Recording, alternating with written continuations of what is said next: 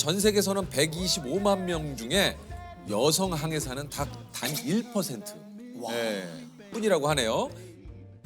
네, 맞아요. 일단 전 세계에서 일단 여성 항해사는 1%인데 그 중에서도 화물선의 항해사는 0.1%고요. 0.1이에요. 네. 이게 이제 항해사님이 타는 배의 규모도 좀 굉장히 좀 궁금한데, 요 아까 이제 10,000개 정도의 이제 컨테이너를 실을 정도면 이게 어마어마한 크기일 것 같아요. 네, 맞아요. 톤수로 치자면 11만 3천 톤이거든요. 에? 11만 3천 톤? 네. 그래서 이게 뭐 가늠이 안 돼요. 야, 진짜 길이로 따지면 배가 350m예요. 350m? 350m라서.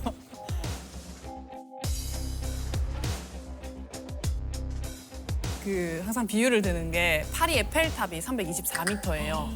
그래서 파리 에펠탑을 세웠을 때 배를 세웠으면 파리 에펠탑보다 더 길고. 네. 이게 네. 그 생활하는 공간도 넓습니까 그만큼? 생활하는 공간도 한 건물 이런 건물 정도 느낌이에요. 이 안에- 엘리베이터도 있고. 네. 그렇겠죠. 엘리베이터? 13층 정도 되는 높이. 예. 아 그래요? 60m거든요. 이제 위로는 거주구역이 60m고. 이게 그러니까 저 높이가 324m, 이제 에펠탑보다 길고 이제 종합운동장 4개를 합한. 그러니까 그냥 축구장이 아니라 우리 잠실 주경기장 있죠? 그거 한 4개를 합한 크기 정도가 된다고 하네요. 아니 그 이제 해양수산부 통계에 따르면 우리나라 수출입 화물의 99.7%가 우리 해상 운송으로 이루어지고 있다고 하는데, 그만큼 이제 우리 생활과는 좀 굉장히 밀접한, 이게 이제 우리가 쓰는 이제 물품이나 이런 것들이 정말 이 해상의 이 수송로를 통해서 많이 들어오거든요. 왜냐면 이제 많이 실을 수 있고 그만큼 이제 또 가격이 많이 실을 수 그쵸. 있으니까 좀 합리적이죠. 저렴하죠. 이게 이제 10,000개니까 그 배 안에 이제 10,000개를 싣고 이게 이제 말 그대로 요걸 이제 전 세계에 배달하는 거죠. 맞아요. 딱 정확히 아시네요. 예. 택배 기사라고 생각하시면 돼요. 바다 위에? 네. 바다 바다 위에? 위에 택배 기사. 바다 위에 쿠팡 기사님. 네, 맞습니다. 어떤 물품이 실리는지도 궁금하거든요. 어떤 물품이 좀 실립니까? 네, 오는 걸 보면 향수, 아니면 위스키, 뭐 아니면 이제 냉동 컨테이너라고 해서 온도를 유지해야 하면서 와야 되는 화물도 있어요. 그런데 뭐 망고, 두리안, 포테이토 칩, 시림, 새우. 택배 기사도 어떻게 보면은 박스에 담을 수 있는 모든 걸 운반하잖아요. 그렇죠, 그렇죠. 그러니까 저희도 컨테이너에 담을 수 있는 모든 걸 운반한다고 생각하시면 돼요.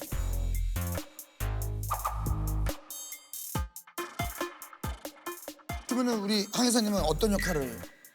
저는 일단 항해사이기 때문에 이제 항해 당직을 서는 건 있고, 저의 주된 업무는 화물을 관리하는 거예요. 그래서 화물에 관련된 모든 책임, 총 책임은 저한테 있어요. 네.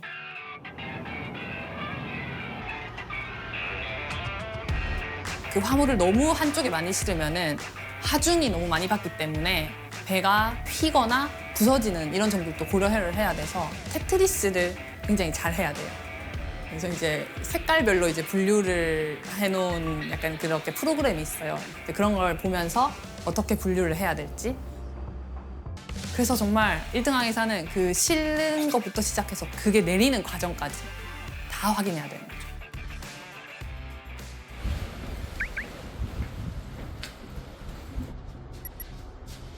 아 직접 찍으신 거예요? 네, 이게 제 방이. 이게 방이시구나. 네. 생각보다 넓어요. 우와. 우리 어이, 부모님께서도 어이, 와. 넓네요. 아, 이거 네, 그리고 방에 침실도 따로 있고. 이거 뭐야? 이거 방이 되게 허기야. 저 배가 저렇게 큰데. 아니 이게 저 항해사님의 하루 일과가 좀 궁금한데 보통 몇 시에 시작을 합니까? 제가 당직이 새벽 4시부터 8시라서 새벽 3시 반에 일어나서 4시에 이제 2등 항해사랑 교대를 해요. 그럼 4시부터 8시까지 항해 당직을 서고, 이제 갑판 정비조들이 있어서 배 어디를 정비를 할지 회의를 하고 같이 일을 해요.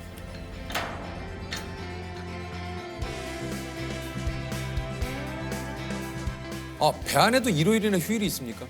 없습니다. 항해사한테 없습니다. 없지. 매일 당직하시는 거예요? 네, 매일이에요. 항해를 하는 중에는 매일 당직이라서. 우리처럼 일을 하고 무슨 뭐 주말에는 쉬고 뭐 이게 아니고 계속 똑같은 어떤 일정을 좀 반복을 해야 되는 거예요. 네, 맞아요. 아니 그 이제 요게 항해사님들은 배를 수개월 뭐 이제 긴 경우에는 뭐 1년 넘게도 이렇게 타신다는 얘기를 좀 들었는데 항해사님의 이번 여정은 한 어느 정도 걸렸습니까? 이번 여정은 8개월 타고 왔습니다. 지금 8개월 만에 한국으로 오신 거예요? 네, 맞아요. 그럼 8개월 동안 어딜 다녀오셨어요? 이번 항로는 태평양을 건너서 네. 아시아와 이제 미국이었어요. 그래서 미국 시애틀 이제 그 다음에 캐나다 밴쿠버, 네. 일본 도쿄, 그다음에 싱가포르, 태국, 베트남, 중국, 다시 미국 태평양을 건너는 항로를 다녀왔어요. 와, 한 뭐 5월. 그러면 돌아오신 지 지금 이제 며칠 되신 거예요? 제가 운이 좋게도 12월 말에 돌아와서 12월 중순쯤에 와서 네, 지금까지. 지금 쉬고 계시는 겁니까? 네, 맞아요. 그러면 또 궁금한 게 이렇게 쉬는 동안 해외여행은 안 가실 것 같기도 하고 가십니까? 저는 이제 그렇게까지 여행을 좋아하진 않고 저는 항상 테마를 딱 정해요. 그 휴가에는 예를 들어서 바디 프로필을 하나 한번 촬영해보자. 열심히 바디 프로필을 하고 또 어떤 휴가는 또 뮤지컬, 직장인 뮤지컬이 너무 하고 싶었던 거예요. 그래서 그것도 하고 어떤 뮤지컬 하셨어요? 뭐 직장인끼리 모여서 하는 심야식당이라는 아. 뮤지컬이 있더라고요. 성황리에 끝이 났습니까? 네, 정말 가득 찼었어요.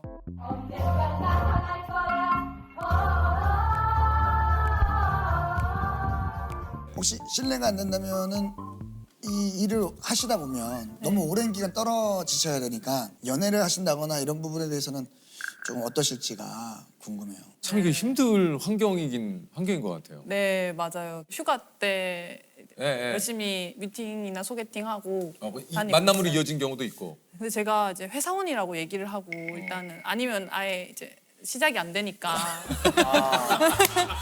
이제 여기서 밝혀지겠다. 이제 거기서 소개팅 하셨던 분들. 저 직장 다녀요. 네. 무슨 직장 다니세요 하면요? 그러면 이제 물류 쪽, 무역 관련 물류. 그러면 8개월 중에 예를 들어서 어떠한 지역에 도착을 하게 되면 거기서 좀 잠깐 쉬겠죠? 좀 머물다가 가시나요? 아니면 어떻게? 네, 맞아요. 일단 배의 목적이 화물을 실기 위함이니까 그 항구에 들어갔단 말은 컨테이너가 이제 내려지고 실리는데 그 이제 기간이 뭐 3박 4일 정도 있으면 그때 동안 이제 시간이 생기는 거죠. 그럼 이제 내려서 하역도 하고 네. 우리 선원분들이나 뭐 다들 내려서 좀 휴식도 좀 하시고. 그건 아니에요. 왜냐면 배에 있어요? 네, 저희의 업무가 컨테이너가 실리고 목적지까지 안전하게 운반하는 거기 네. 때문에 잘 실리는지 봐야죠. 확인을 해야죠.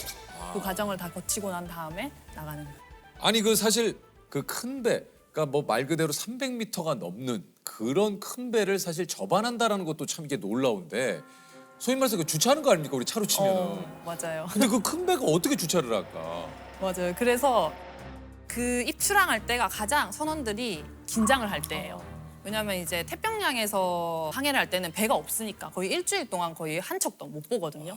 그래서 신경 쓸 게 그렇게 없어요. 근데 이제 부두에 접안하려고 하면 뭐 방파제든 뭐 등대든 이제 부두에 접안하다 보니까 좁아지니까 그럴 때. 조금만 이제 잘못해도 사고가 부딪힐 수가 네. 있잖아요. 네, 그래서 저의 역할은 선수 쪽에서 선장님의 이제 눈이 대신 되어드리는 거예요. 그 선교에서 앞을 바라보면 한 500m, 400m는 앞쪽에 가려 있어요. 그 컨테이너 선 보이겠죠. 때문에. 네. 그래서 그 앞쪽에서 이제 어떤 방파제와 몇 미터 정도 거리가 있다고 이제 트랜시버로 이제 무전기로 같이 소통을 하고 이제 거기서 이제 접안을 할 때 제가 이제 줄을 내어주는 역할을 해요. 그 줄의 두께가 85mm인데 이거는 약간 1.5리터 페트병과 같은 그만한 줄을 어떤 릴 같은 데 감긴 어떤 기계를 이용해서 내주는 작업을 해요. 근데 이게 한 11만 톤의 배를 그 줄로서 움직여야 되거든요. 속력을 늦춰야 할 때는 그 줄에 힘을 줘야 되는데 너무 이제 장력이 많이 들 경우에는 이 줄이 터지는 경우도 있어요. 그걸 맞는 순간 이제 그냥 어마어마한 사고로 이어지기 때문에 네, 그때가 가장 많이 선원들끼리도 조심하고 신경을 많이 쓰는 것 같아요. 요즘 이제 해상 운송로가 여러 가지 분쟁이라든가 뭐 이렇게 네. 해적도 나타나고 네. 요즘 그래서 이게 사실 이 수송하시면서도 굉장히 좀 많이 긴장되실 것 같아요. 네, 네, 그죠? 홍해에서 덴마크 민간 선박을 공격한 예멘 후티 반군에 대해 미군이 군사 대응에 나섰습니다. 보통은 이제 아덴만, 인도양에서 아덴만, 홍해에서 네, 수에즈 수에즈 운해를 통해서 운하로. 지중해로 가는데 네. 요즘은 이제 배들이 돌아서 가는 아프리카 쪽으로 됐어요. 돌아서 네, 간다고. 돌아서. 아 일부러. 그럼 이제 그렇게 돌아서 가면 시간도 더 오래 걸리고. 네. 돈도 더 오래 연료도 걸리고. 네. 아, 많이 항해사님은 사용하니까. 실제로 보신 적은 아직은 없으신가요? 네, 실제로 본 적은 없는데 이제 그 구역을 지나갔던 항해가 있었어요. 그러면은 저는 이제 컨테이너선이라서 컨테이너선의 장점이 빨라요. 빠르고 높이가 높기 때문에 이제 그 해적들이 어떤 사다리 같은 올라타기가. 거를 걸기가 힘들어요. 그런데 이제 제가 또 탱커선을 한번 탄 적이 있었는데 네네. 거기는 이제 탱커가 이제 가라앉아서 가니까 조금만 폴짝 뛰어도 바다에서 올라올 수 있는 정도고 쉽게 올라올 수 있고. 네, 또 굉장히 속력도 느려요. 그래서 그럴 때는 용병들을 태워요. 그 구역을 지나갈 때 아니면은 이제 해군들이 에스코트를 해줘요. 좀 기다렸다가 이제 랑데뷰 포인트 같은 데서 이제 그 위험 지역에 어떤 그 이제 군함들이 호위를 좀 해주시는 거예요. 예, 아하, 그렇군요. 그 바다 위에서의 생활이라는 게 참 이렇게 뭐 상상이 안 갑니다. 저렇게 늘 바다가 잔잔한 게 아니잖아요. 네. 막 파도가 막 진짜 집채만한 파도가 넘어오고 막 이게 사실 그럴 땐 좀 겁나곤 하지 않습니까? 어떻습니까? 진짜 그럴 때는 죽겠구나라는 생각을 해요. 아, 이게 아무리 큰 배라도 그러니까 저게 300m가 네. 넘는 배인데. 네, 그 바다가 노하면 네. 정말 종이장에 불과하구나 이런 생각을 진짜 많이 하거든요. 아까도 이제 파도 넘어왔을 때 그 파도가 치면서 배에 굉장한 진동이 일어났을 거예요.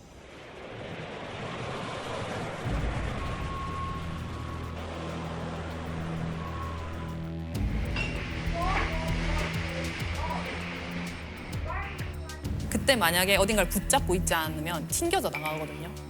그 진도 8 이상인 것 같아요. 그러니까 지진으로 치자면 진도 8 이상이고 붙잡지 않으면 튕겨져 나가서 또 어떤 항해사는 뭐 갈비뼈가 부러지거나 그런 사고도 있었다고 들었어요. 그 정도로 바다는 굉장히 사납고 그 와중에 제가 할 수 있는 건 이제 기도하는 것밖에 없어요. 제발 못 쓰게 무사히. 해주세요. 무사히 지나갈 수 있게 해주세요. 근데 그러면 또 언제 그랬냐는 듯이 평온한 바다가 평화가 진짜. 왔던 거예요. 네. 또 무지개가 이렇게 또 뜨면서 진짜 언제 그랬냐는 듯이 잠잠해질 때가 있거든요. 아니 그 말씀하신 대로 좀 저렇게 파도가 심하게 칠 때는 좀 그 실내에 있는 겁니까? 아니면 네, 또 실내에 있어야 돼요. 실내에 있어야 네. 되죠. 나가서 빠지면 이제 큰일 나죠. 네. 와 선장님도 정말 참 그 어우. 네. 그때 이제 기상도도 보고 어떻게 피해야 될지 이런 걸 다 정해서 가긴 하는데 항해사들이 가장 싫어하는 곳이 겨울철 태평양, 겨울철 대서양. 그때가 정말 파도가 딱 보이거든요. 이제 지도 해상도를 보면 아 여기 또 가야 되는구나. 뭐 9m, 10m 파도의 높이가 보여요. 나는 진짜 죽음을 담보로 배를 타는 거구나. 근데 그 순간에 그런 몇 번의 황천 항해를 겪다 보니까 그 황천길이랑 조금 다른 그 한자이긴 한데 그래서 이제 구명조끼 같은 거 옆에 이제 두고 제발 제발 무사하기만을. 아 부모님도 그 저기 우리 승주 씨의 그 지내는 실내는 처음 보시죠? 오늘이가 제가 세부적으로 처음 보는데 그죠 그죠. 예, 저희들도 뭐 처음 보았어요. 어떠셨어요? 상상 외로 크네요. 크고 실제적으로 컨테이너 모습과 위에서 내려다 보니까 과연 크긴 크구나. 아 그러니까요. 우리 어머님은 좀 어떠셨어요? 아까 저기 조금 전에 보던 작업복 있죠. 네. 저 작업복을 사진으로만 봤는데 네. 배를 타고 한 달 만에 딸이 그 부두에 와서 내리는데 저 작업복을 입고 네. 얼마나 크고 꾀재재하게 아 저 모자에다가 그 무거운 신발까지 그 모습을 충격받았어요. 아이고. 예, 예. 아니, 그냥 사진으로 보는 그런 저런 예쁜 모습이 아니고 저 모습으로 딱 계단을 내려오는데 너무 충격이었어요. 아, 저렇게 일을 하구나. 아 이게 참 두 분이 보시는데도 아버님은 그 시설 그리고 어머님은 따님의 모습 아유, 얼마나 안쓰러우시겠어요. 이게 또 근데 전 처음에 이제 따님께서 이제 바다의 항해사로 집을 떠나서 몇 개월 비워야 된다는 사실을 아셨을 때 좀 반대하고 싶진 않으셨어요? 그 어릴 때부터 좀 부모 말을 좀 안 듣는 편인지 고집이 센지는 모르겠지만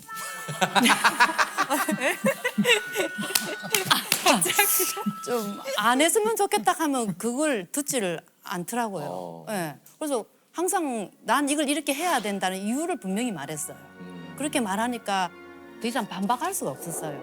그러니까요. 예, 좀 그런 게 있더라고요. 예, 그래서 단지 이제 만약에 그 배가 아시아 쪽에 왔다 하면 너무 기분 좋은 거예요. 가까이 있다. 아시아에만 와도 예, 아시아만 와도. 예, 그 그러니까요. 일본까지 왔다면 너무 바로 좋죠. 다 온 거니까 이제. 예, 다 왔다. 그다음에 한국 땅을 밟았다 하면 그냥 내 세상 같아요. 아. 딸을 안 봐도 본 것 같은 그런 느낌. 워낙 이런 떨어져 얘기 있으니까. 모르셨죠? 네, 몰랐어요. 그러니까요. 처음에 배 타고 나가서 한 달 뒤에 한 달에 한 번씩 차가 이렇게 한국에 오더라고요. 내리지는 못하는데 부두에 정박은 해서 물건 싣고 가고 나오지는 못해. 그럼 우리가 직접 부두에 가죠. 새벽이고 밤이고 그냥 정박하는 시간이 일정치가 않으니까 그 부두에 갔어. 한 불과 한 5분 내에 시간 물건만 딱 전해주고 전해주고. 올 때도 있고 어떨 때 시간 될 때는 아빠 차에 들어와서 자기가 먹고 싶은 거 메뉴를 정해주거든요. 그럼 그거 사들고 가면 그거 몇 입 먹고 가요. 바로 올라오고. 네, 그때는 진짜 얼굴 보면서 별 상상을 다 하죠. 얘가 잘 있었나, 얼굴이 어디 축이 났나, 뭐 이런 거 보면서 너무 마음이 아팠어. 아 저렇게 일하구나. 저렇게 일하구나. 그냥 평소에 자기 이야기하는 거하고 좀 다르네 하면서 그때 좀 자기가 선택한 거니까 다 책임질 수 있다고 했는데 그냥 그런 모습을 바라보니까 아 정말 힘들게 일하구나 그런 생각했어요. 어떻습니까? 우리가 볼 수 없는 또 그런 바다에서에만 거기 계셔야 볼 수 있는 진짜 멋진 풍경이나 광경도 좀 있을 것 같아요. 너무 많죠. 와. 일단은 쌍무지개 사이를 지나간 적이 있어요. 배가. 와. 그때 정말 짜릿하더라고요. 무지개 다리를 건넌다? 이 표현 좀 이상하긴 한데 무지개 안 되잖아. 무지개 안 되잖아요. 사이를 무지개 지나간다? 네, 무지개 사이를 지나간다. 네. 진짜 그 사이를 빠져나가는 네. 것처럼. 와.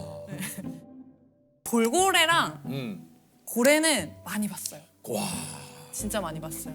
배랑 놀아요. 그런다면서요? 네.